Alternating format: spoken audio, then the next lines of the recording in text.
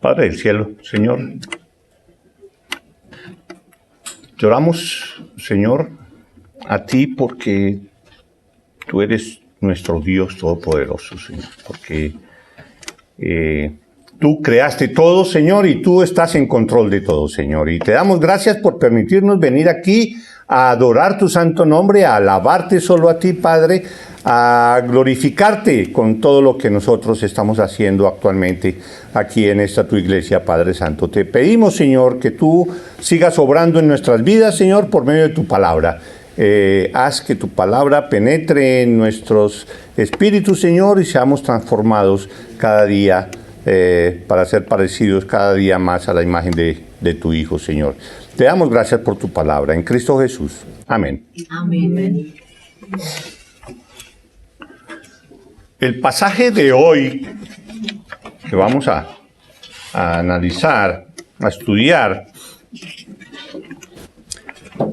acontece en medio de una larga discusión que tuvo Jesús con un grupo de judíos y fariseos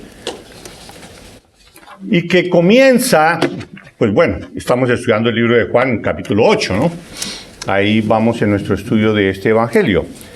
Y que prácticamente esa discusión empieza en el versículo 12 del capítulo 8, donde Jesús empieza a decirles de una manera supremamente clara a los judíos y a los fariseos que estaban allí, les dice: yo soy la luz del mundo, el que me sigue no andará en tinieblas, sino que tendrá la luz de la vida. Ese soy yo. Yo soy de arriba, les dice después. Yo soy de arriba. Vosotros sois de este mundo. Yo no soy de este mundo. Por esto os dije que moriréis en vuestros pecados.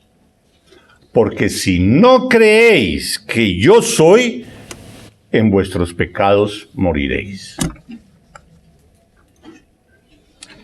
Más adelante les dice: vosotros sois de vuestro padre el diablo, y los deseos de vuestro padre queréis hacer. Palabra dura. ¿Y qué es lo que su padre el diablo quería hacer?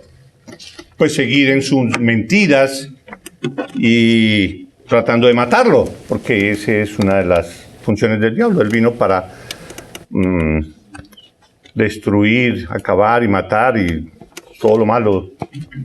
Para eso vino Satanás. Para eso vive Satanás. Y los que hacen las obras de él, pues son hijos de él. Si fueran en realidad hijos de Abraham, tal como él les está hablando, pues las obras de Abraham harían. O sea, creer fielmente, firmemente en Dios. Pero no. Él les está diciendo: vosotros sois de vuestro padre el diablo, porque eso es lo que están haciendo, lo que él es, lo que él hace. Entonces, en medio de ese ambiente es que sucede el pasaje que vamos a leer. El título de este mensaje es Defendiendo la fe y glorificando a Dios. Defendiendo la fe y glorificando a Dios. Y vamos a leer el pasaje del capítulo 8, del versículo 48 al 59, para terminar el capítulo.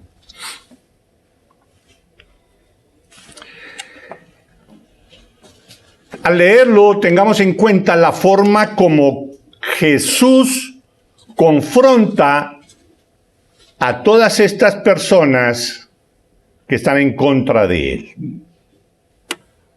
Cómo él maneja la discusión, cómo él la conduce, cómo a través de toda esa discusión él muestra su misericordia. Y de ahí nosotros podemos extractar mucho de cómo es que nosotros, como iglesia, y para desarrollar el principal papel por la cual somos iglesia, aparte de glorificar a Dios, lógicamente, está el de presentar el mensaje de Cristo Jesús, presentar el evangelio a los demás, y tenemos oposición, y tenemos discusiones. ¿Y cómo las afrontamos? Es una buena muestra de cómo Jesús afrontaba esas discusiones con las que nosotros a veces nos hemos enfrentado con muchas personas que nos preguntan algo de Cristo Jesús y nos llevan la contraria y nos dicen esto y entonces uno responde así o asá. Entonces, vamos a ver Jesús cómo hacía. Entonces vamos a leer. Tengan en cuenta eso mientras lo leemos. Versículo 48, capítulo 8. Respondieron entonces los judíos y le dijeron: ¿no decimos bien nosotros que tú eres samaritano y que tienes demonio? Respondió Jesús: yo no tengo demonio, antes honro a mi Padre, y vosotros me deshonráis. Pero yo no busco mi gloria, hay quien la busca y juzga. De cierto os digo, que el que guarda mi palabra nunca verá muerte. Entonces los judíos le dijeron: ahora conocemos que tienes demonio. Abraham murió y los profetas, y tú dices: el que guarda mi palabra nunca sufrirá muerte. ¿Eres tú acaso mayor que nuestro padre Abraham, el cual murió? Y los profetas murieron. ¿Quién te haces a ti mismo? Respondió Jesús: si yo me glorifico a mí mismo, mi gloria nada es. Mi Padre es el que me glorifica, el que vosotros decís que es vuestro Dios. Pero vosotros no le conocéis, mas yo le conozco. Y si dijere que no le conozco, sería mentiroso como vosotros. Pero le conozco y guardo su palabra. Abraham vuestro padre se gozó de que había de ver mi día, y lo vio, y se gozó. Entonces le dijeron los judíos: ¿aún no tienes 50 años y has visto a Abraham? Jesús les dijo: de cierto os digo, antes que Abraham fuese, yo soy. Tomaron entonces piedras para arrojárselas, pero Jesús se escondió y salió del templo, y atravesando por en medio de ellos, se fue.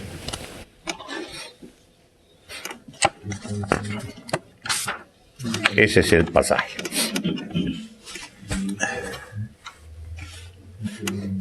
Sabemos que desde la rebelión inicial de Satanás contra Dios, cuando era Luzbel y se volvió Lucifer y demás, no ha cesado el diablo de luchar contra la verdad y la vida. Él empezó ahí y ha continuado haciéndolo y lo continuará haciendo hasta el día final. Ha sido su característica, teniendo como uno de los episodios más importantes la tentación a Adán y Eva. Y por medio de esa tentación causó la caída y la muerte espiritual de toda la raza humana. Él estaba cumpliendo con su papel. Decir mentiras a Eva y causando la muerte espiritual de toda la humanidad. A pesar de que la victoria total de la batalla de la verdad contra la mentira, de la vida contra la muerte, la victoria es completamente de Dios, como lo dice Apocalipsis 20:10, que dice, hablando del fin de los tiempos: y el diablo que los engañaba fue lanzado en el lago de fuego y azufre, donde estaban la bestia y el falso profeta, y serán atormentados día y noche por los siglos de los siglos. Ese sería el final ya último del demonio, y será lanzado a ese foso por los siglos de los siglos, o sea, por siempre. A pesar de que esa batalla ya ha sido ganada, lo hemos dicho, esa batalla todavía sigue en la actualidad. Esa batalla todavía se sigue dando. Si leemos Efesios 6, del 12 al 18, ahí nos lo aclara. ¿Recuerdan cuando dice: Porque no tenemos lucha contra sangre y carne, sino contra principados, contra potestades, contra los gobernadores de las tinieblas de este siglo, contra huestes espirituales de maldad en las regiones celestes. Por tanto, tomad la armadura de Dios, para que podáis resistir en el día malo, y habiendo acabado todo, estar firmes. Estad pues firmes, ceñidos vuestros lomos con la verdad, y vestidos con la coraza de justicia, y calzados los pies con el apresto del evangelio de la paz. Sobre todo, tomad el escudo de la fe, con que podáis apagar todos los dardos de fuego del maligno. Y tomad el yelmo de la salvación, y la espada del Espíritu, que es la palabra de Dios. Orando en todo tiempo con toda oración y súplica en el Espíritu, y velando en ello con toda perseverancia y súplica por todos los santos. No tenemos lucha contra sangre y carne, sino contra principados, contra los gobernadores de las tinieblas de este siglo.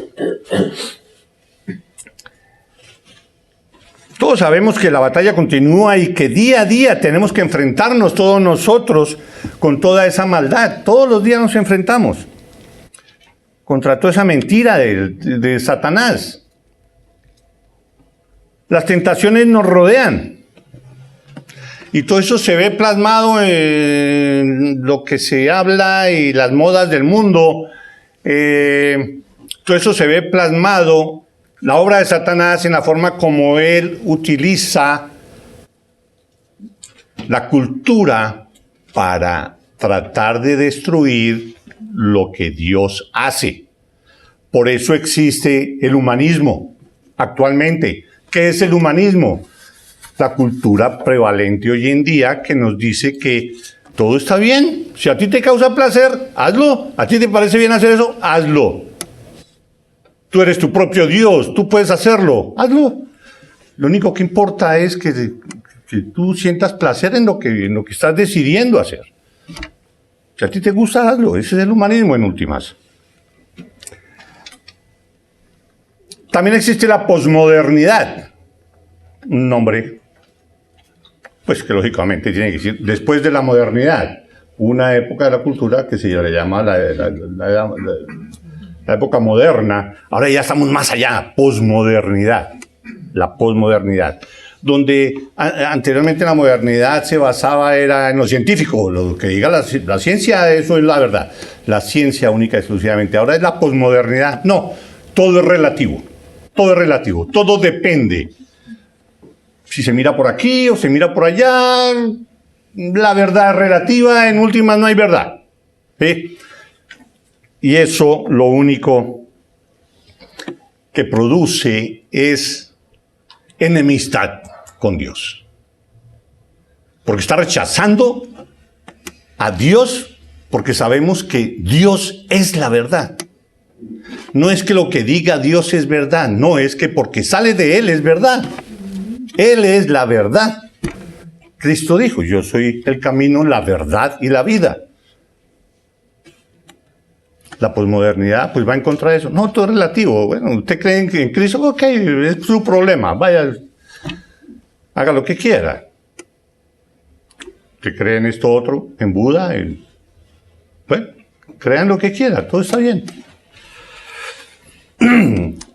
Satanás utiliza todo eso de la cultura para adelantar su enemistad contra Dios, para indisponer a todas las personas y ponerlas en contra de Dios.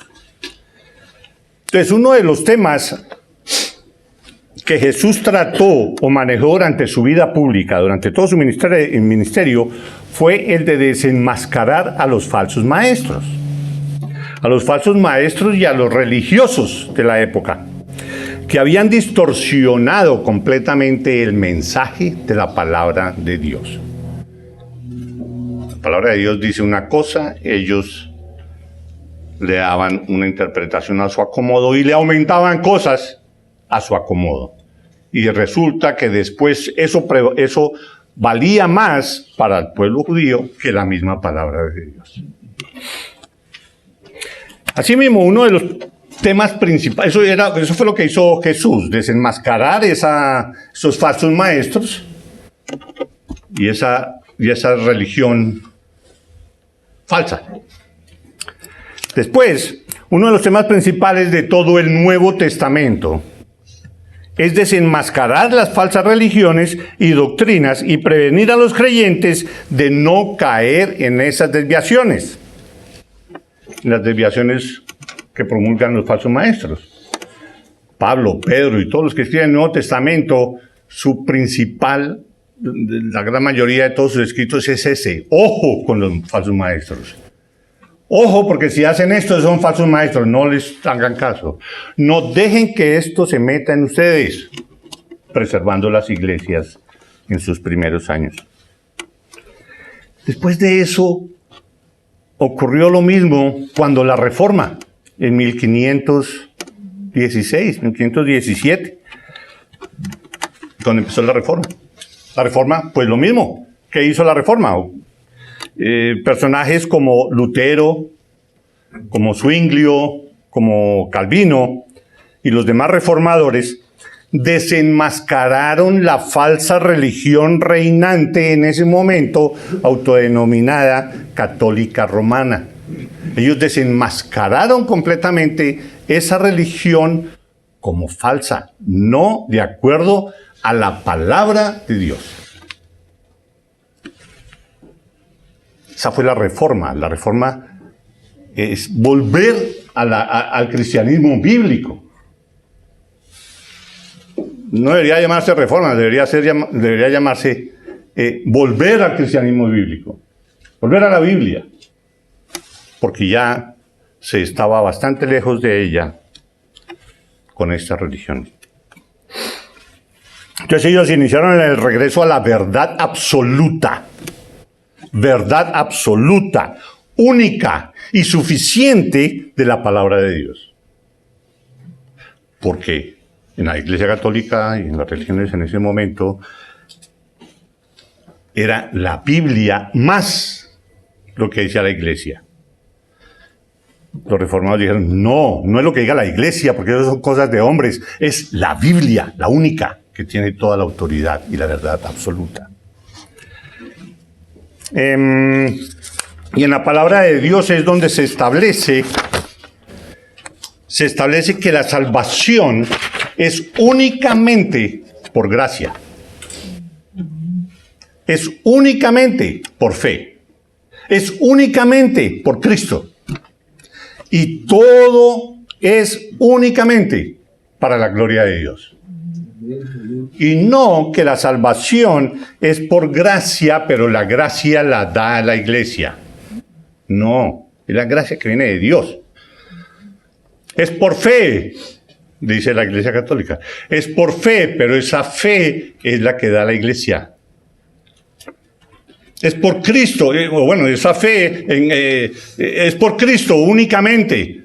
Bueno, pero es que, ¿cómo convencemos a Cristo? Mejor hablemos con su señora madre para que ella lo convenza a él.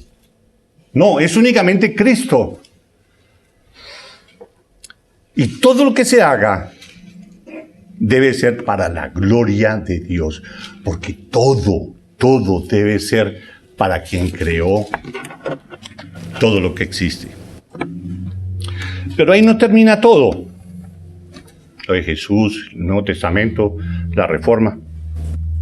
La batalla aún continúa y debemos fortalecernos, todos nosotros, en la palabra de Dios para poder enfrentarla con los medios que la misma palabra nos da.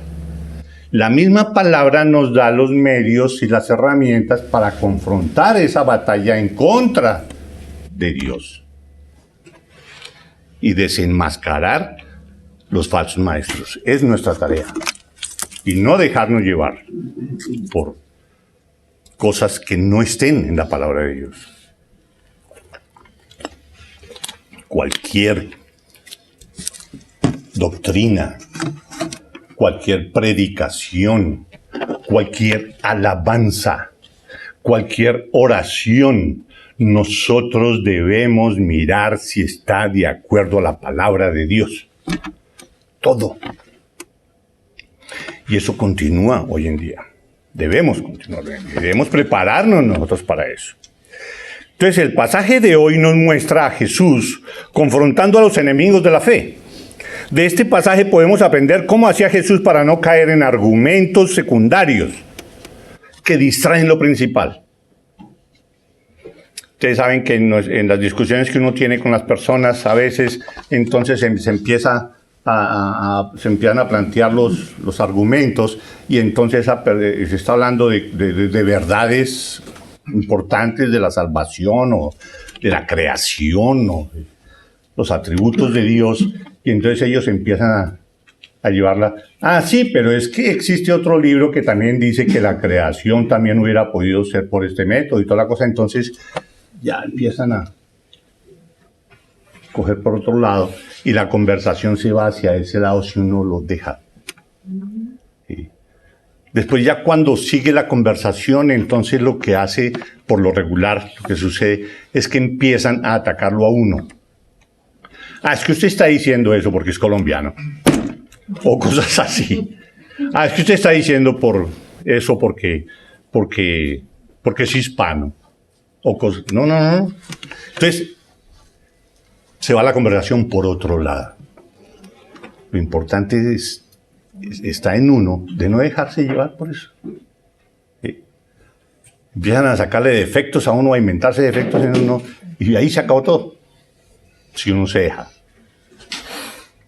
Entonces el pasaje de hoy nos muestra, Jesús nos muestra eso. En 1 Timoteo, incluso en 1 Timoteo 1:4 nos dice algo de cómo deben ser esas conversaciones, ¿sí? Esa defensa de la fe. En 1 Timoteo 1:4 dice, ni presten atención a fábulas y genealogías interminables que acarrean disputas, más bien que edificación de Dios, que es por fe. Así te encargo ahora. Le decía Pablo a Timoteo que no se dejara desviar y meterse en cuentos de genealogías o cosas que no que tratan de demostrar de que él no está indicado para defender la palabra de Dios porque él es hijo de no sé quién y sobrino de sí sé cuándo o lo que sea. No se deje llevar por ahí o por cualquier otra mentira. En Tito 3:9 también dice algo al respecto. Dice, pero evitan las cuestiones necias y genealogías y contenciones y discusiones acerca de la ley, porque son vanas y sin provecho. Le buscan algún angulito a lo que uno está diciendo para demostrarle que todos somos pecadores, por ejemplo, y entonces empiezan con sus argumentos. No, lo que pasa es que muéstrame a alguien perfecto. No hay nadie perfecto. Ah, ¿se da cuenta? Entonces eso no es verdad lo que se está diciendo. Y lo llevan por ahí. O es que usted nunca ha dicho esto. Y tratan de que se le devuelva a uno el argumento que nos está exponiendo. Nosotros no debemos dejarnos distraer de el objetivo principal, lo que es, hacia donde se debe dirigir todo, que es la gloria de Dios. Así como lo dice 1 Corintios 10:31. Si pues coméis o vivís o hacéis otra cosa, agreguémosle, si discutes con alguien, si estás presentando el evangelio, si tienes una conversación de cualquier tema con alguien, hacedlo todo para la gloria de Dios. Ese es nuestro objetivo como cristiano. Todo debe ser llevarlo allá. Entonces miremos algo de los versículos de hoy. Entonces miremos cómo Jesús, durante este pasaje, no se deja envolver en los argumentos de los judíos, sino que cada vez que lo atacaban, Jesús volteaba el tema para glorificar a Dios.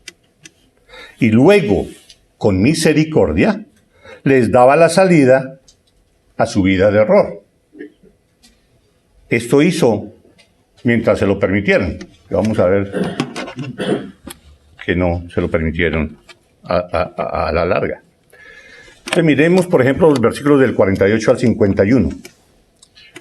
Empieza, digamos, el argumento de los judíos. Respondieron los judíos y le dijeron, ¿No decimos bien nosotros que tú eres samaritano y que tienes demonio? Eres samaritano y tienes demonio. Él les acababa de decir que ustedes son hijos del diablo, porque hacéis las cosas del diablo. Ahora ellos están diciendo, nosotros estamos en lo correcto porque el que tiene el demonio es usted. ¿Sí? Tú eres samaritano y que tienes demonio. Porque como muchos no le entendían, ¿sí?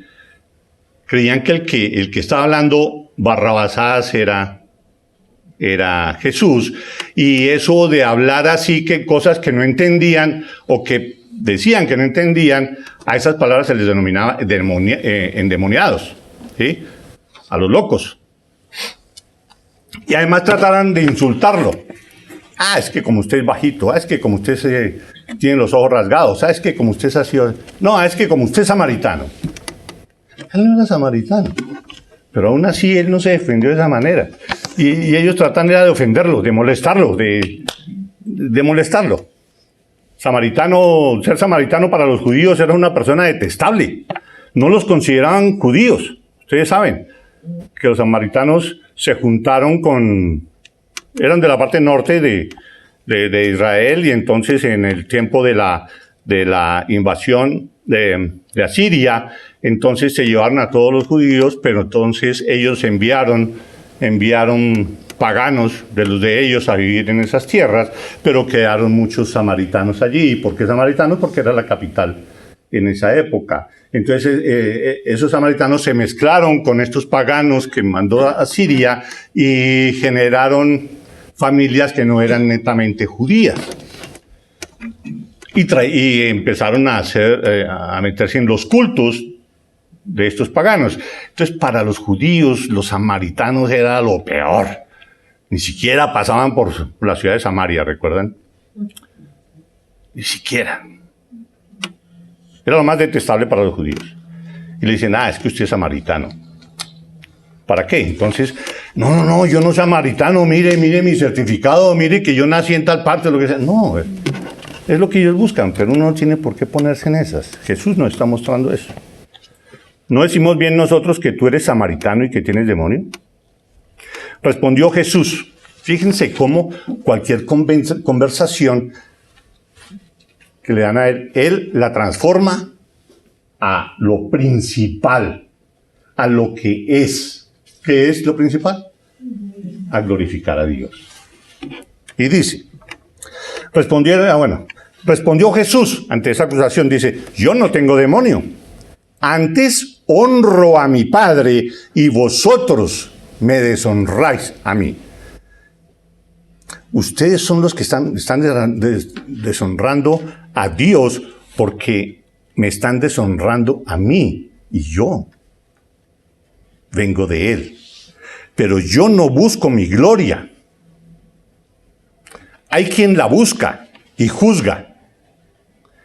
Les contestó Jesús de esa manera.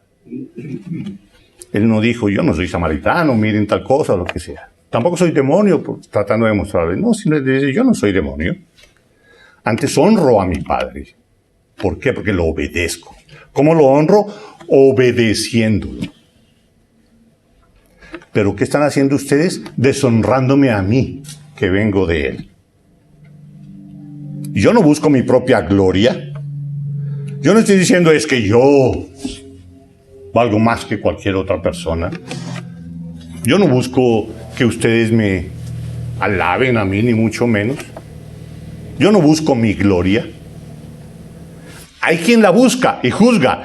Dios es el que busca en todo su gloria. Dios creó todo lo que existe para su gloria. Él sí busca la gloria y Él es el que juzga. Y a eso se están exponiendo todos ustedes, porque Él es el que juzga.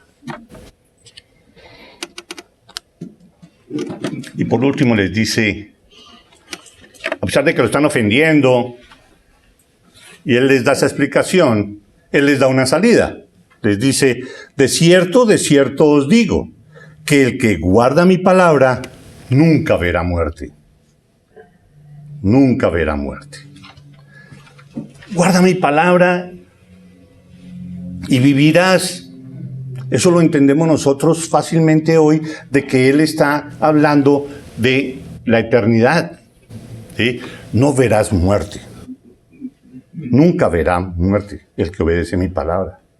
¿Sí? Pero ellos la entendieron, pues lógicamente, de otra manera, como si fuera la muerte física. Y ahí quedó Jesús dándole la salida. ¿Sí? Si guardan mi palabra, ustedes vivirán por siempre.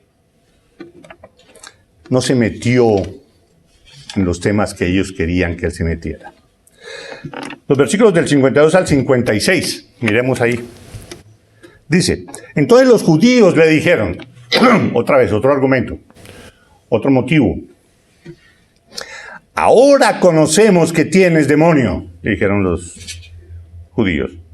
Abraham murió, y los profetas, y tú dices, el que guarda mi palabra nunca sufrirá muerte. ¿Qué es esa contradicción? Pero si ellos murieron, entonces ellos no guardaron su palabra, ¿y entonces por qué murieron? ¿Profetas murieron? ¿Eres tú acaso mayor que nuestro padre Abraham, el cual murió? ¿Por qué dices que Abraham no era muerte? Él murió, y los profetas murieron. ¿Quién te haces a ti mismo? ¿Quién eres tú? ¿Tú qué nos estás diciendo? ¿Tú quién te crees que eres? Alguien que nunca va a morir, un inmortal. Pero si hasta los profetas murieron y demás. Abraham murió incluso. Ahora tú vienes a decirnos que no vas a morir. ¿Quién te crees que eres? Respondió Jesús. Respondió Jesús. Miremos cómo, ante ese argumento de ellos, ¿qué respondió? Si yo me glorifico a mí mismo, mi gloria nada es. No habló de lo que le estaban diciendo, de lo que le estaban atacando. Él iba a la cuestión fundamental, que es ¿cuál? Glorificar a Dios. ¿Quién te haces a ti mismo? Respondió Jesús y dijo, si yo me glorifico a mí mismo, mi gloria nada es. Cualquiera puede echarse flores y decir yo soy esto y soy lo otro y he hecho todo esto. Cualquiera puede decir eso. Pero eso no es para mi gloria. Yo no me glorifico a mí mismo. Mi gloria, si yo me glorificara a mí mismo, no soy nadie. Mi Padre, Él es el que me glorifica. El que vosotros decís que es vuestro Dios, aquel a quien ustedes dicen que creen, aquel de quien ustedes dicen que es su Padre y que lo obedecen, Él es el que me glorifica a mí. Yo no me glorifico en nada, y nosotros sabemos que eso está varias veces en la Escritura, de la forma como por la humillación de Cristo, Él lo exaltó hasta lo sumo y le dio un nombre sobre todo nombre para que toda rodilla se doble ante su presencia. Lo exaltó hasta lo sumo y lo llevó a la diestra de su reino, de su trono. Lo exaltó Dios. Yo no me estoy glorificando yo mismo. Es Dios quien me glorifica a mí. Es Él. Pero vosotros no le conocéis. Ustedes dicen que es su Padre, que es vuestro Dios, pero vosotros no le conocéis. Mira cómo están actuando. Ustedes no están actuando como Dios, mucho menos pueden decir que Él es vuestro Dios. Vosotros no le conocéis, mas yo sí le conozco. Y si dijere que no le conozco, sería mentiroso como vosotros. Estaría siendo igual a ustedes, mentiroso. Yo no digo mentiras porque yo sí conozco a Dios. Yo sí le conozco y guardo su palabra. Yo sí le conozco y le obedezco. Yo sí le conozco y guardo su palabra. Al decir Él, pero le conozco y guardo su palabra, esa palabra usada en guardar, esa palabra tiene un significado, no es únicamente yo guardo tu palabra, coger esto y meterlo acá, ahí lo estoy guardando. No. Guardar la palabra, de acuerdo al significado de la palabra, de esa palabra en su original, quiere decir algo mucho más completo. Ese guardar es hacerla de uno. Ese guardar es aceptarla completamente, es creerla completamente, es obedecerla completamente, es vivir de acuerdo a esos parámetros completamente. Eso es guardar la palabra. No es únicamente aprendérsela de memoria y listo. No, es obedecerla, entenderla, masticarla, meditarla, hacerla de uno. ¿Sí? Pero le conozco y guardo su palabra, dice Jesús. Abraham, vuestro padre, se gozó de que había de ver mi día, y lo vio y se gozó. ¿Cómo así que Abraham vio a Jesús? ¿Cómo así? Abraham, vuestro padre, se gozó de que había de ver mi día, y lo vio y se gozó. Difícil de entender.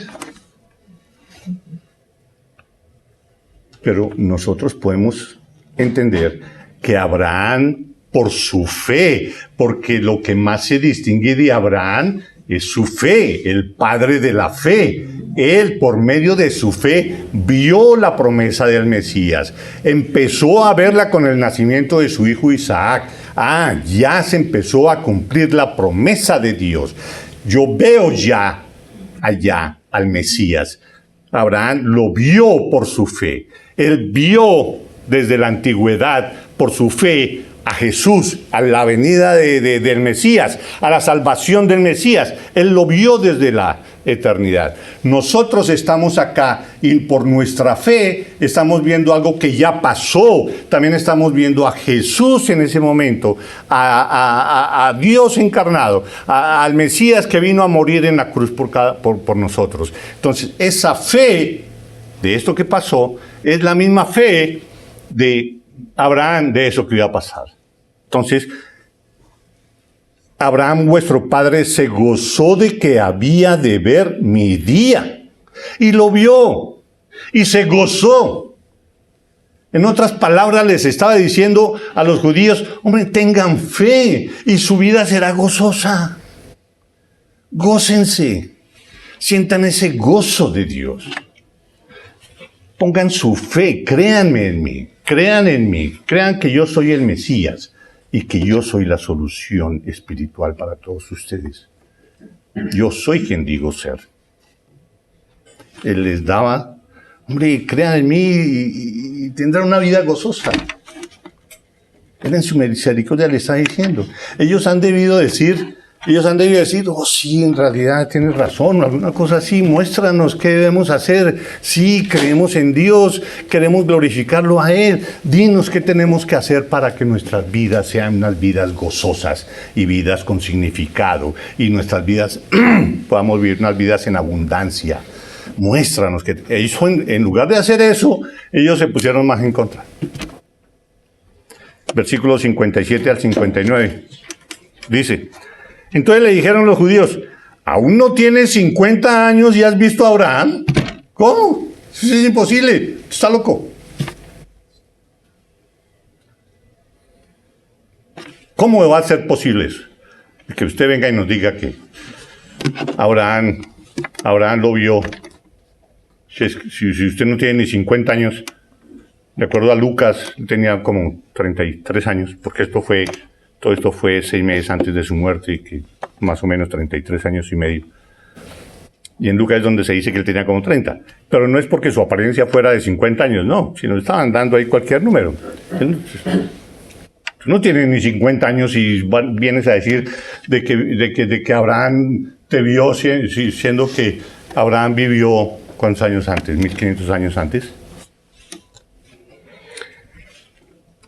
¿Aún no tienes 50 años y has visto a Abraham?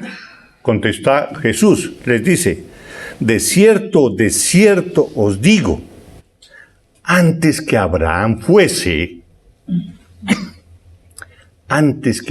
existiera, antes de que Abraham fuese, yo soy. No, les dijo, antes de que Abraham fuese, yo fui. Antes de que Abraham fuese, yo nací antes que él. No, antes de que Abraham fuese, yo soy. Antes de que Abraham fuese, yo existo. Antes de que Abraham fuese, yo soy eterno. Antes de que Abraham fuese, yo soy Dios. Soy yo soy. Y esas palabras las comprendieron completamente los judíos. Sabían a qué se refería. Sabían que estaba diciendo yo soy. Porque así con esa palabra yo soy es que se identificaba a Dios, porque así fue con Moisés en el Éxodo. Se puede mirar eso, la forma como Dios le dijo, si preguntaban quién lo enviaba, él que tenía que decir. Él dijo, díganles que yo soy, te envió. Y Jesús les dice, antes de que Abraham fuese, yo soy. Ahí colmó todo lo que el mal pensamiento de ellos y algo tan fuerte, de tanto significado para ellos. Entonces inmediatamente ¿qué hicieron? Tomaron piedras para arrojárselas. Es imposible eso. Pero Jesús se escondió y salió del templo. Ellos estaban cumpliendo con la ley que está en Levítico, donde dice que cualquier blasfemia contra Dios, el individuo que cometa blasfemia es digno de muerte, es digno de morir apedreado. Ellos están tratando de cumplir con eso. Pero si fuera una blasfemia, pero esto es una verdad demostrada por medio de Dios mismo. Dios en el bautismo de Juan el Bautista. Este es mi Hijo amado en quien tengo complacencia. ¿Qué más prueba de esa? Y muchos lo escucharon y vieron lo que estaba sucediendo. Dios mismo dijo, este es mi Hijo. Lo mismo en la transfiguración cuando se apareció y entonces Dios les dijo, este es mi Hijo amado en quien tengo complacencia. Con todo lo que él hizo, los milagros que él hizo, todo lo que dijo, Juan el Bautista, todo lo que dijeron todos, demostraba que él, Cristo, Jesús, es el Hijo de Dios, de que él es Dios. Pero para ellos fue una blasfemia. Y cogieron piedras para apedrearlo. ¿Y qué pasó? Interesante eso que hizo Jesús ahí. Pero Jesús se escondió. Interesante. Uno diría, no, ahora sí Jesús va a decir, bueno, aquí estoy, a ver, mátenme. No. Él se escondió. Déjalos tranquilos. No voy a molestar más. Yo me escondo. Y atravesando por en medio de ellos se fue. Otro milagro. Un milagro más. Todos con sus piedras ahí. ¿Y qué pasó? Ese es Jesús, ese es Dios. Entonces, no es de que por estar proclamando la palabra de Dios y vienen a matarme, entonces yo me dejo porque estoy proclamando la palabra de Dios y que me maten. No, Jesús no lo hizo. Pues uno tiene que aceptar lo que está pasando lógicamente, pero si se puede escapar, escápese. Así como hizo Jesús. No necesariamente, ok, no, yo me dejo y listo. No lo hizo él. ¿Por qué? Porque no era el momento, no era la hora indicada. Él se fue. Qué interesante es. Él es Jesús. Entonces, ahí termina ya el capítulo 8. ¿Qué podemos deducir de esto? ¿Qué podemos deducir de esto? Primero, uno tiene que pensar de que la razón de ser, de que Dios me salvó, aparte de, por su gracia, darme todo, es para que yo también proclame su palabra, para que hable con los demás, para que discuta con los demás, para que presente su verdad. Es para eso. Y Él nos está diciendo aquí que debemos tener cuidado para cuando presentamos la palabra de Dios, cuando hablamos de Dios.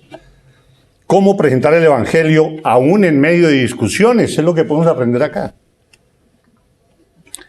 Primero, Jesús no evadió las discusiones. Él estuvo ahí estuvo, y diciendo las cosas. No evadir las discusiones.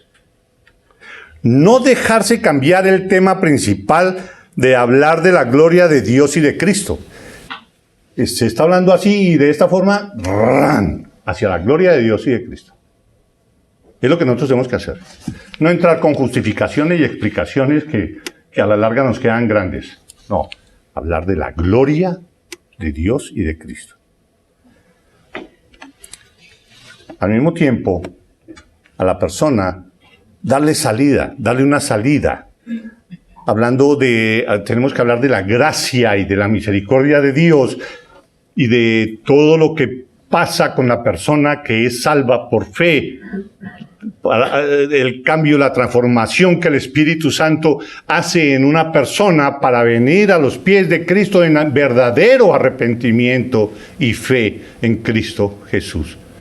¿Y cómo esa situación le va a dar una salvación en la que no verá muerte, en la que no verá muerte espiritual, verá la muerte física? Y todos le tenemos temor a la muerte física porque es incómoda y lloramos la muerte de cualquier familiar, es normal, nos hace falta, lo lloramos, ¿sí? Pero si es cristiano, en medio de todo ese lloro estamos contentos porque está con Dios, ¿sí? Y ahí sí lloramos con todo nuestro dolor si se nos muere un familiar a quien nosotros no le presentamos a Cristo. Ahí sí, terrible el dolor, terrible. ¿Por qué? Porque no hice nada para que eso no sucediera, no y que no muriera, sino para que muriera en esas circunstancias. Gocémonos en hablar de la palabra de Dios. Y gocémonos dándole gozo a otras palabras, dándole a conocer a Dios, conocer a Cristo, para que ellos puedan tener una vida abundante y tener vida eternamente. Recordando que el estar vida eternamente y de que no muere, no es de que nosotros los cristianos no vamos a morir. Vamos a vivir eternamente. Sí, pero ese significado de la palabra eternamente no es únicamente de que vamos a vivir muchísimos y muchísimos años. Bueno, ¿y haciendo qué? Es muy aburridor. No. Es disfrutar por la eternidad de la presencia de Dios, de poder estar contemplando su amor, de poder estar contemplando su perfección, su belleza, su poder y demás, y vivir plenamente en la presencia de Dios. Así sea por un segundo. Pero yo creo que ese segundo va a valer por toda una eternidad si nosotros pudiéramos ver a Dios en todo su esplendor y su gloria. Esa es la eternidad y esa es la que nosotros tenemos asegurada. ¿Por qué? Por poner nuestra fe en Cristo Jesús. Saquemos lecciones de esto que acabamos de leer para presentar el Evangelio y hablar con los demás. Y toda discusión llevarla a la gloria, para la gloria de Dios. Vamos a orar. Gracias, oh Dios, por tu palabra. Gracias, Señor, porque nos enseñas, Señor, cómo llevar adelante tu obra, Señor. Danos convencimiento, Señor. Danos el querer como el hacer por tu santa voluntad, para que podamos hacer tu voluntad siempre en nuestras vidas. Te damos gracias, Señor, en Cristo Jesús. Amén. Amén.